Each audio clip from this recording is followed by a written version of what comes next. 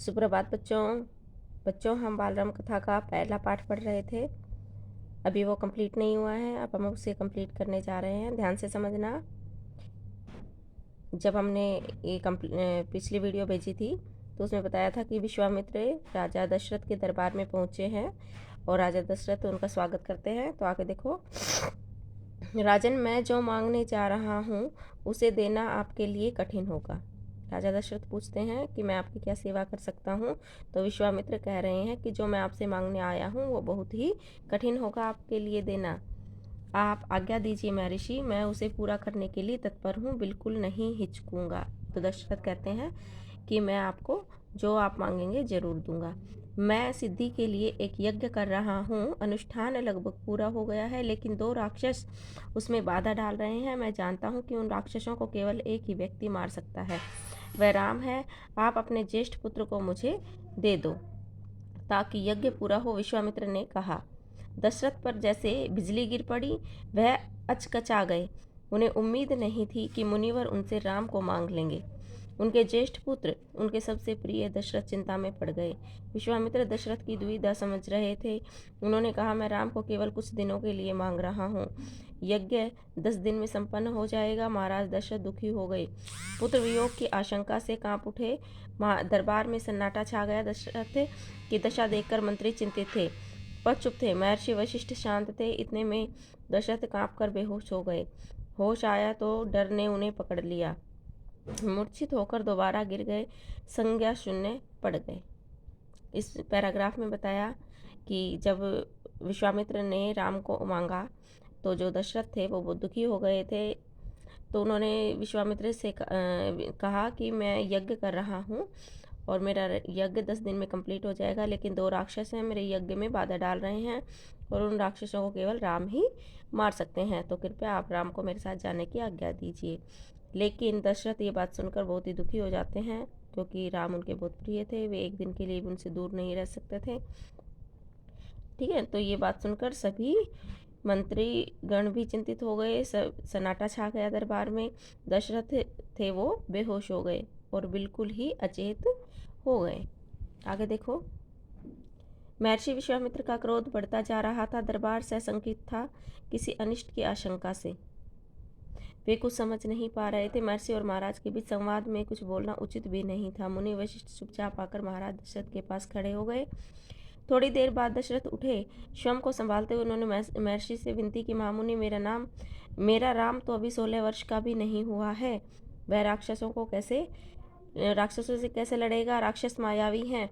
वह उनका छल कपट कैसे समझेगा? उन्हें कैसे मारेगा? इससे अच्छा तो यही होगा कि आप मेरी सेना ले जाएं, मैं स्वयं उनके साथ चलूं, राक्षसों से युद्ध करूं। दशरथ ने कहा कि हे भगवान, हे महात्मन, मेरा राम अभी छोटा है, 16 साल का भी नहीं है। वह राक्षसों से कैसे लड़ पाएगा?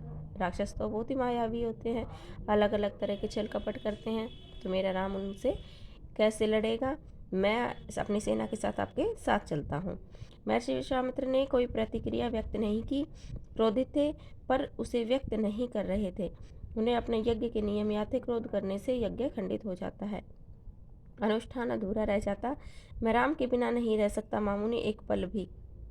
ये राजा दशरथ कह रहे हैं, आप राम को छोड़कर जो चाहे मांग ले, उसे मत ले जाइए। मैं राम को नहीं दूंगा, बिल्कुल नहीं।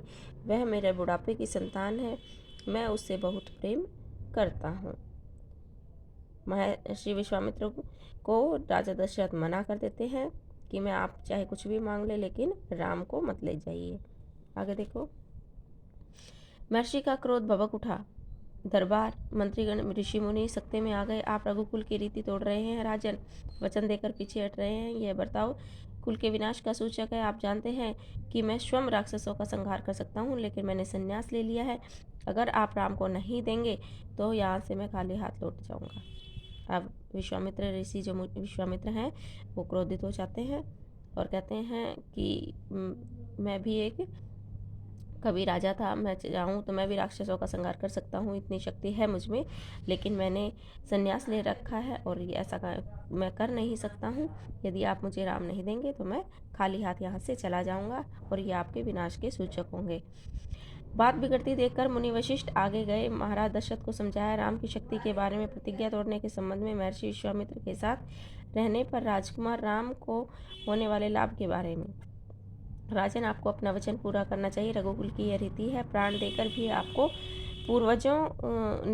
पूर्वजों ने वचन निभाया है। आप राम की चिंता न करें। महर्षि के होते उनका कोई कुछ नहीं बिगाड़ सकता। महाराज दशरथ की चिंता कुछ कम हुई, पर मन अभी भी खिन्न था। पुत्र विछोह का दुख सभी तर्कों पर भारी पड़ रहा था। गुरु वशिष्ठ ने कहा, महाराज, महर्षि विश्वामित्र सिद्ध पुरुष हैं, तपस्वी हैं, अनेक गुप्त विद्याओं के जानकार हैं। वे कुछ सोचकर ही यहाँ आए हैं।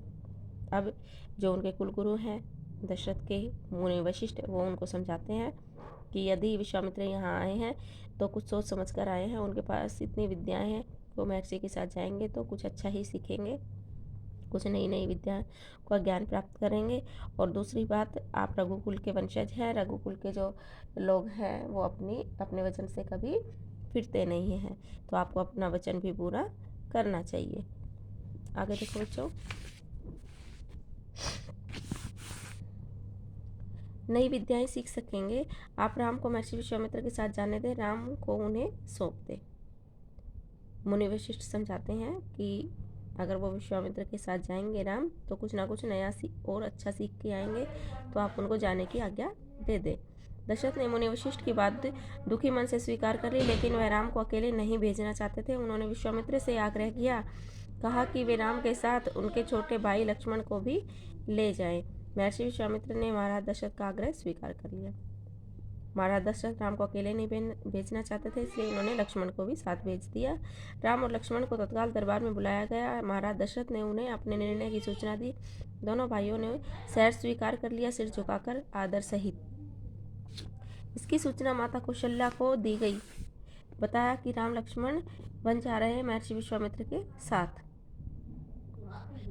नितांत गंभीर माहौल में स्वस्ति वचन हुआ, शंख ध्वनि हुई, नगाड़े बजे। महाराज दशरथ ने भावुक होकर दोनों पुत्रों का मस्तक चूमकर उन्हें महर्षि को सौंप दिया।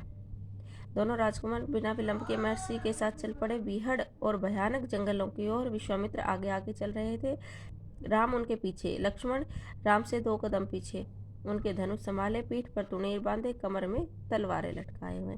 इस पैराग्राफ में बच्चों बताया है कि राम और लक्ष्मण दोनों विश्वामित्र के साथ वन की ओर चल पड़ते हैं।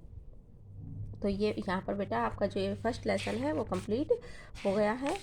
पाठ का नाम है आपका अवधपुरी में राम। तो आपने देखा कि किस तरह से अयोध्या में राम का जन्म हुआ, उन्हें शिक्षा प्राप्त हुई, और उसके बाद वो विश्वामित्र के साथ विश्वामित्र के साथ राक्षसों का संहार करने के लिए वन में जाते हैं। तो बेटा आशा करती हूँ ये पाठ आपको समझ आया होगा। Thank you.